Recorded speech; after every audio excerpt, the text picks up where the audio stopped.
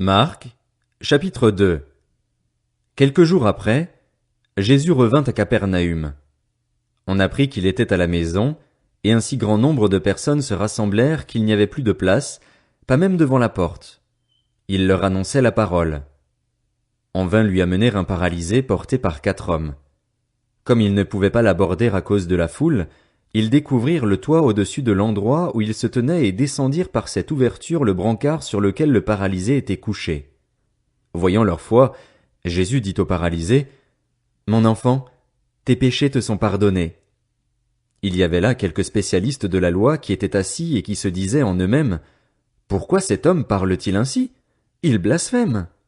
Qui peut pardonner les péchés, si ce n'est Dieu seul? » Jésus sut aussitôt dans son esprit qu'ils raisonnaient ainsi en eux-mêmes, et il leur dit, « Pourquoi raisonnez-vous ainsi dans vos cœurs? Qu'est-ce qui est le plus facile à dire au paralysé? Tes péchés sont pardonnés, ou lève-toi, prends ton brancard et marche? Afin que vous sachiez que le Fils de l'homme a sur la terre le pouvoir de pardonner les péchés, je te l'ordonne, dit-il au paralysé, lève-toi, prends ton brancard et retourne chez toi. Aussitôt il se leva, prit son brancard et sortit devant tout le monde, de sorte qu'ils étaient tous très étonnés et célébraient la gloire de Dieu en disant, Nous n'avons jamais rien vu de pareil. Jésus sortit de nouveau du côté du lac. Toute la foule venait à lui et il l'enseignait. En passant, il vit Lévi, fils d'Alphée, assis au bureau des taxes. Il lui dit, Suis-moi. Lévi se leva et le suivit.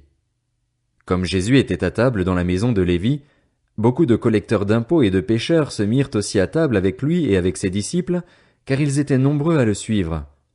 Le voyant manger avec les collecteurs d'impôts et les pécheurs, les spécialistes de la loi et les pharisiens dirent à ses disciples, « Pourquoi mange-t-il avec les collecteurs d'impôts et les pécheurs ?» Jésus, qui avait entendu, leur dit, « Ce ne sont pas les bien portants qui ont besoin de médecins, mais les malades. Je ne suis pas venu appeler des justes, mais des pécheurs, à changer d'attitude. » Les disciples de Jean et les pharisiens jeûnaient.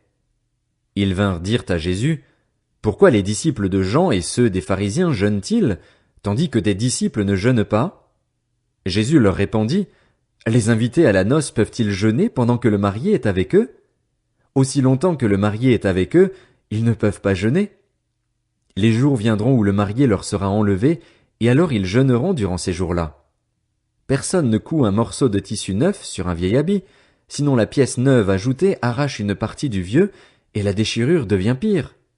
Et personne ne met du vin nouveau dans de vieilles outres, sinon les outres éclatent, le vin coule et les outres sont perdues. Mais il faut mettre le vin nouveau dans des outres neuves. » Un jour de sabbat, Jésus traversait des champs de blé. Tout en marchant, ses disciples se mirent à arracher des épis. Les pharisiens lui dirent, « Regarde, pourquoi font-ils ce qui n'est pas permis pendant le sabbat? » Jésus leur répondit, « N'avez-vous jamais lu ce qu'a fait David, lorsqu'il a été dans le besoin et qu'il a eu faim, lui et ses compagnons? Il est entré dans la maison de Dieu, à l'époque du grand prêtre Abiatar, a mangé les pains consacrés qu'il n'est permis qu'aux prêtres de manger et en a même donné à ses compagnons. Puis il leur dit, « Le sabbat a été fait pour l'homme, et non l'homme pour le sabbat, de sorte que le Fils de l'homme est le Seigneur même du sabbat. »